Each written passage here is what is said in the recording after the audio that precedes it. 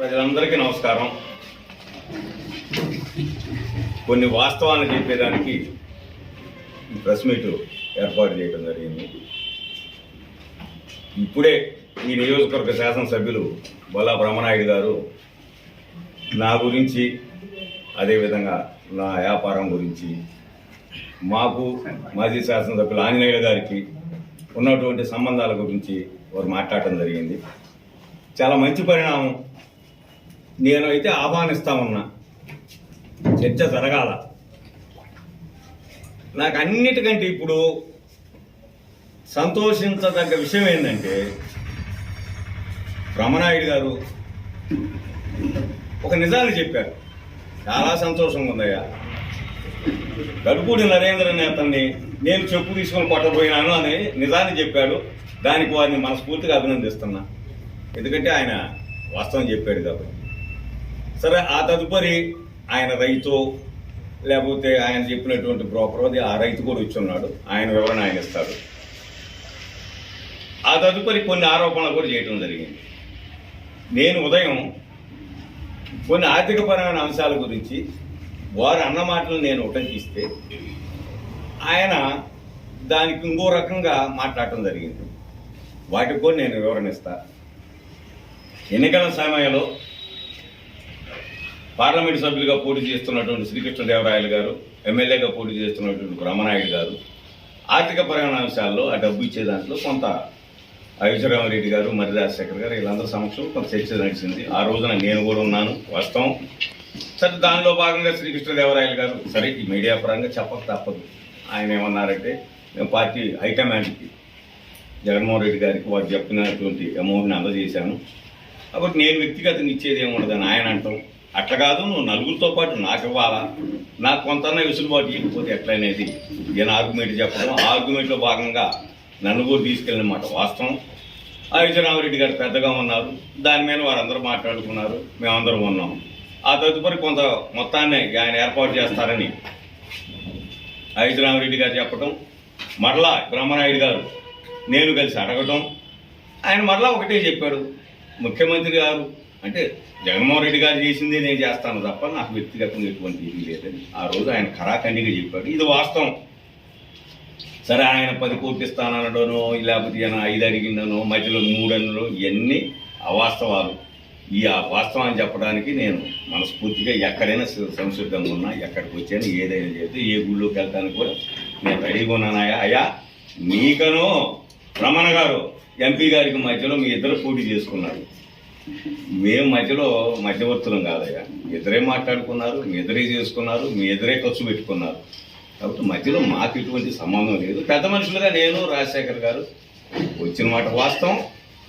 ఆయన మీరు అడిగారు, ఆయన కాదన్నారు, హైకమాండ్కి చెప్పారు, ఇది వాస్తవం. ఒక అంశం అయిపోయిందండి.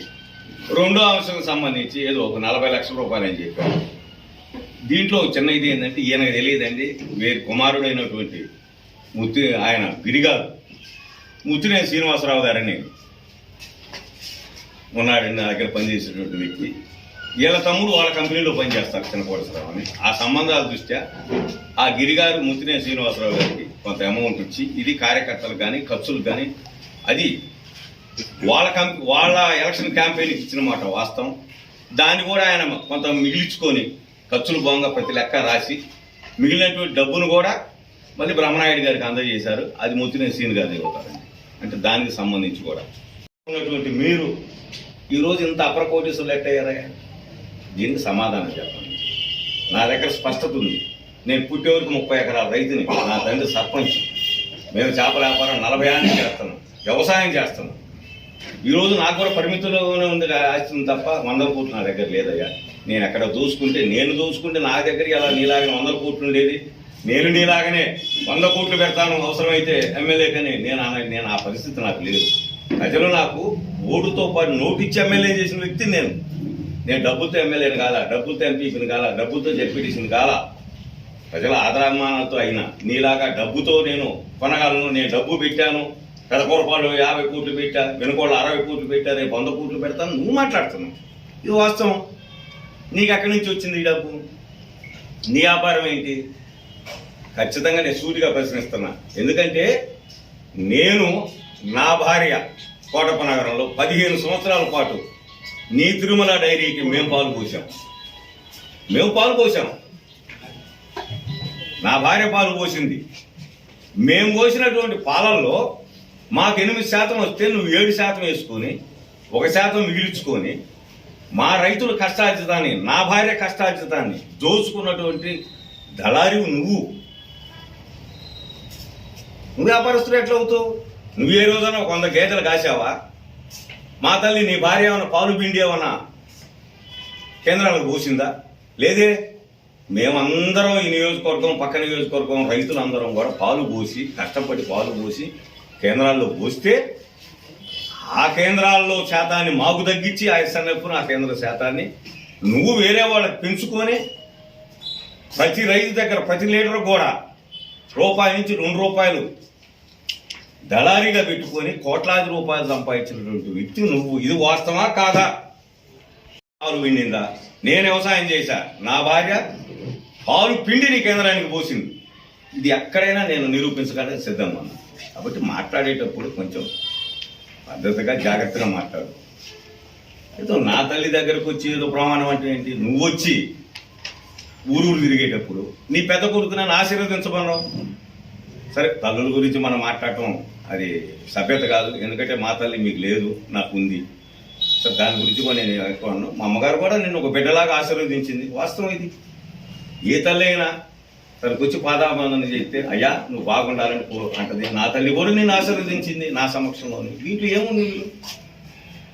రెండవది, సరే నా వ్యాపారం గురించి ఇది, నా వ్యక్తిగతం ఇది, నీ వ్యాపారం ఏదో నువ్వు చెప్పు. సరే, నీ వ్యాపారంలో నేను 40 ఏళ్ళ నుంచి వ్యాపారం చేస్తాంటే ఏ రోజు నా మీద కేసులు లేవే? ఏ రోజు నేను అన్యాక్రాంతం చేయలేదే? నేను అన్యాక్రాంతం చేసినట్లయితే ఆ రైతులు కానీ, ఆ గ్రామ ప్రజలు కానీ, ఏ ప్రభుత్వం ఉన్నా, యలమందరావు గారు ఎమ్మెల్యే ఉన్నప్పుడు వ్యాపారం ఉంది, రాజకుమార్ గారు ఉన్నప్పుడు ఉంది, గంగినేని గారు ఉన్నప్పుడు ఉంది. అంటే ఇప్పుడు గంగినేని గారితో, రాజకుమార్తో, యలమందరావు గారితో, ఆయన ఇంతమందితో మేము వివాకతయికమా? నా వ్యాపారంలో ఎంతో కొంత నిష్పక్షపాతం ఉన్నది కాబట్టి, గ్రామ ప్రజలకి మేము ఎంతో కొంత చేయూత అందిస్తున్నాం కాబట్టి, కష్ట నష్టాలు వచ్చా కాబట్టి ఈ రోజుకు మేము సురక్షితంగా ఉన్నామని సందర్భంగా మనవి చేస్తూ, రెండోది ఏదో సింగర్ చెరువు అన్నవాడు ఉన్నాను. నేను ఈ ఊర్లో ఉండేవాడిని. నేను ధైర్యంగా నా వ్యాపారం మీద చెప్పేవాడిని. నేను నాకు వ్యాపారం ఉంది, నాకు వ్యవసాయం ఉంది, నేను ఈ రాజకీయం చేశాను, నేను ధైర్యంగా చెబుతా. ఇందులో దాచిపెట్టేదే ఉంది. దాచిపెడితే తాగేదా? కాదుగా. నీ మాదిరిగా 1% వస్తే 1% వేసుకొని ఇన్ని 100 కోట్లు సంపాదించి 1800 కోట్లు 2000 కోట్లకి మీరు అమ్మారంటుండ్రే. అసలు మీరు వ్యాపారం పెట్టేటప్పుడు మీ పెట్టుబడి ఎంత? అంత అకస్మాత్తుగా 100 కోట్లు యానించి వచ్చినాయి. ఈ రైతులందరికీ మీరు సక్రమంగా పాలు పోసినటువంటి రైతులందరూ కూడా శాతాలు కరెక్ట్గా ఇస్తే నీ 2000 కోట్ల రూపాయలు ఎక్కడి నుంచి వస్తాయి? అంటే ఈ రైతుల సొమ్మే ఇదంతా. ఈ రైతులు పాలతోనేగా మీరు సంపాదించింది, ఈ రైతుల కష్టంతోనేగా, నా భార్య కష్టంతోనేగా.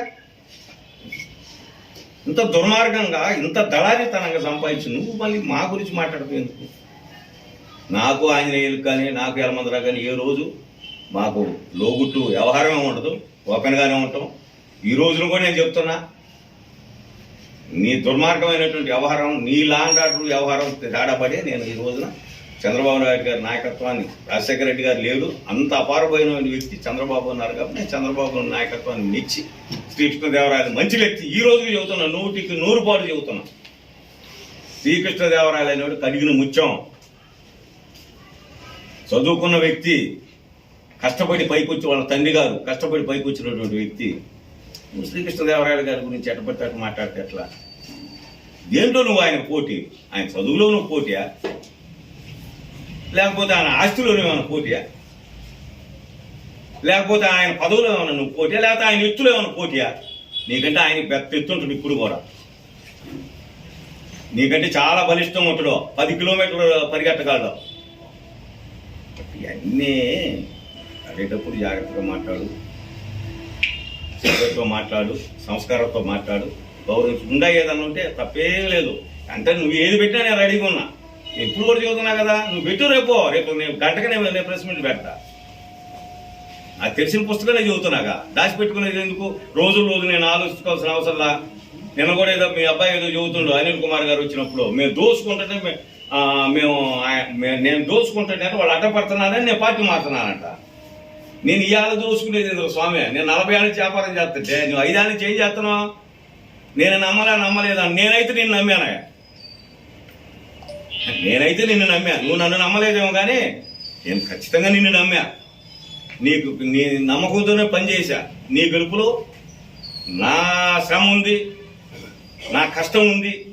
నేను శ్రమపడే నీకు నమ్మకంగా నేను నిస్వార్థంగానే నీకు పనిచేసిన. నువ్వు నమ్మకపోయినా నేను నిన్ను నమ్మినందుకు చేయాల్సిన పని చేసిన మహానుభావ, చాలా సంతోషం. నేను ఎవరినయ్యా నీలాగా శివప్రసాద్ గారి దగ్గరకు పోయి పొద్దుగుపులు నేను ఉన్నాను. నేను ఈ ఊర్లో ఉండేవాడిని. నేను ధైర్యంగా నా వ్యాపారం మీద చెప్పేవాడిని. నేను నాకు వ్యాపారం ఉంది, నాకు వ్యవసాయం ఉంది. నేను ఈ రాజకీయం చేశాను. నేను ధైర్యంగా చెబుతా. ఇందులో దాచిపెట్టేదే ఉంది. దాచిపెడితే తాగేదా? కాదుగా. నీ మాదిరిగా 1% వచ్చి 1% వేసుకొని 100 కోట్లు సంపాదించి 1800 కోట్లు 2000 కోట్లకి మీరు అమ్మారంటుండ్రే. అసలు మీరు వ్యాపారం పెట్టేటప్పుడు మీ పెట్టుబడి ఎంత? అంత అకస్మాత్తుగా 100 కోట్లు యానించి వచ్చినాయి. ఈ రైతులందరికీ మీరు సక్రమంగా పాలు పోసినటువంటి రైతులందరూ కూడా శాతాలు కరెక్ట్గా ఇస్తే నీ 2000 కోట్ల రూపాయలు ఎక్కడి నుంచి వస్తాయి? అంటే ఈ రైతుల సొమ్మే ఇదంతా. ఈ రైతులు పాలతోనేగా మీరు సంపాదించింది. ఈ రైతుల కష్టంతోనేగా, నా భార్య కష్టంతోనేగా.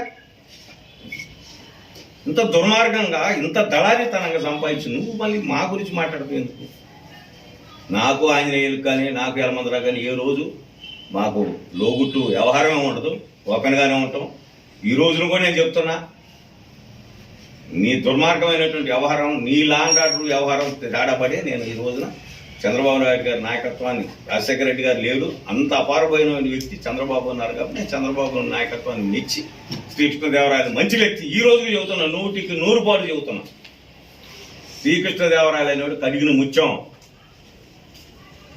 చదువుకున్న వ్యక్తి, కష్టపడి పైకొచ్చి వాళ్ళ తండ్రి గారు కష్టపడి పైకొచ్చినటువంటి వ్యక్తి. నువ్వు శ్రీకృష్ణదేవరాయలు గారి గురించి ఎట్టబడితే మాట్లాడితే ఎట్లా? దేంట్లో నువ్వు ఆయన పోటీ?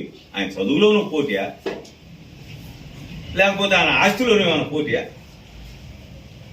లేకపోతే ఆయన పదవులో ఏమైనా నువ్వు పోటీయా? లేకపోతే ఆయన ఎత్తులో ఏమైనా పోటీయా? నీకంటే ఆయన పెద్ద ఎత్తుంటాడు. ఇప్పుడు కూడా నీకంటే చాలా బలిష్టం ఉంటాడు. 10 కిలోమీటర్లు పరిగెట్టగలడు. ఇవన్నీ అదేటప్పుడు జాగ్రత్తగా మాట్లాడు, శ్రద్ధతో మాట్లాడు, సంస్కారంతో మాట్లాడు, గౌరవించి ఉండా. ఏదన్నా ఉంటే తప్పేం లేదు. అంటే నువ్వు ఏది పెట్టినా నేను రెడీగా ఉన్నా. ఇప్పుడు కూడా చదువుతున్నా కదా, నువ్వు పెట్టు. రేపు నేను గంటగా నేను ప్రెస్ మీట్ పెడతా. నాకు తెలిసిన పుస్తకాలే చదువుతున్నాగా, దాచిపెట్టుకునేది ఎందుకు? రోజు నేను ఆలోచించుకోవాల్సిన అవసరంలా. నిన్న కూడా ఏదో మీ అబ్బాయి ఏదో చదువుతుండు, అనిల్ కుమార్ గారు వచ్చినప్పుడు మేము దోచుకుంటుంటే నేను దోచుకుంటుంటే వాళ్ళు అడ్డపడుతున్నానని నేను పార్టీ మారుతున్నానంట. నేను ఇవాళ దోచుకునేది ఎందుకు స్వామి? నేను 40 ఏళ్ళ నుంచి వ్యాపారం చేస్తుంటే నువ్వు 5 ఏళ్ళ నుంచి ఏం చేస్తున్నావు? నేను నమ్మలేదా? నేనైతే నిన్ను నమ్మాను. నువ్వు నన్ను నమ్మలేదేమో కానీ నేను ఖచ్చితంగా నిన్ను నమ్మా. నీ నమ్మకంతోనే పనిచేశా. నీ గెలుపులో నా శ్రమ ఉంది, నా కష్టం ఉంది. నేను శ్రమపడే నీకు నమ్మకంగా నేను నిస్వార్థంగానే నీకు పనిచేసిన. నువ్వు నమ్మకపోయినా నేను నిన్ను నమ్మినందుకు చేయాల్సిన పని చేసిన మహానుభావ, చాలా సంతోషం. నేను ఎవరినయ్యా నీలాగా శివప్రసాద్ గారి దగ్గరకు పోయి పొద్దుగుపులు నేను. నా పేరు గడుపూడి నరేంద్ర. మా తాతగారు మా నాన్నవాళ్ళు నలుగురు, వాళ్ళ నలుగురికి 100 ఎకరం పొలం ఇచ్చారు. ఇవాళ కూడా మేము 3 అన్నదమ్ములు. మా ఊర్లో నాకు 2 ట్రాక్టర్లు ఉన్నాయి. నేను వ్యవసాయం చేసుకునే బతుకుతా ఉన్నా. నాకు 10 గేదెలు ఉన్నాయి, 4 ఆవులు ఉన్నాయి. పక్కనే ఉన్న నీ బామ్మర్దిని అడుగు, నేను రైతును కాదు బ్రోకర్ని అని చెప్తే అప్పుడు సంఘంలో నువ్వు చెప్పింది సలామని అవుద్ది. కానీ నువ్వు బ్రోకర్వి. నేను పాలు పోస్తే, నేను తిరుమల డైరీకి పాలు పోస్తే సంపాదించుకొని నాకు శాతాలు తక్కువేసి నువ్వు ఎంత దుర్మార్గపు ఇది చేసినవో నువ్వు బ్రోకర్వి. నీకు తిరుపతిలో లారీ యాక్సిడెంట్ చేస్తే నా పిల్ల తండ్రి నీకు బెయిల్ ఇప్పించిన దాకా నీకు గతి లేని బ్రోకర్వి నువ్వు నన్ననే బ్రోకర్ననే అంత మాత్రపొడివి కాదు. నువ్వు మాట్లాడేటప్పుడు చాలా విలువగా మాట్లాడటం అనేది నేర్చుకో. ఇప్పుడుకైనా నువ్వు బ్రోకరు అన్నందుకు చెప్తా ఉన్నా. మా అమ్మమ్మ ఇంట్లో నువ్వు ప్రొజెక్టర్లు వేసుకొని మా అమ్మమ్మ కష్టంలో బతికినోడివి నువ్వు నన్ను మాట్లాడాల్సిన ఇది నీకు లేదు.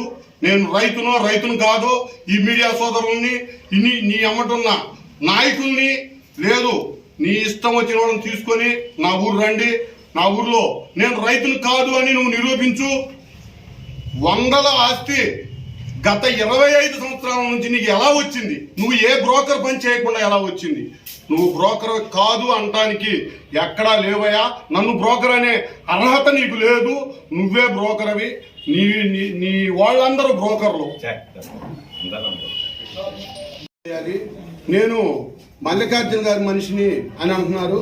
నేను రాజశేఖర రెడ్డి గారి మనిషినయ్యా. నేను రాజశేఖర రెడ్డి గారి టైంలో అంగళూరు పిఎస్ఎస్ రైతు సొసైటీకి నేను అధ్యక్షుడిగా పనిచేశా.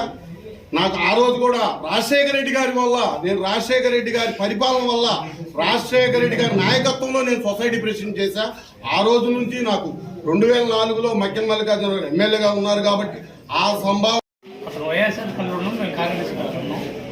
మేము వైఎస్ఆర్ కళ్ళు పోయినప్పుడు కాగితం రాసి బెమ్మనాయుడు గారికి పర్మిషన్ ఇచ్చాం. ఇందులో ఆయనకి ఎటువంటి సంబంధం లేదు, ఖర్చు పెట్టింది మేమే. ఆయన పెట్టమంటేనే పెట్టాం. ఆ 10 లక్షలు ఆయన ఇంటికి పోయి కాగితం రాసి ఇచ్చి ఇచ్చాం.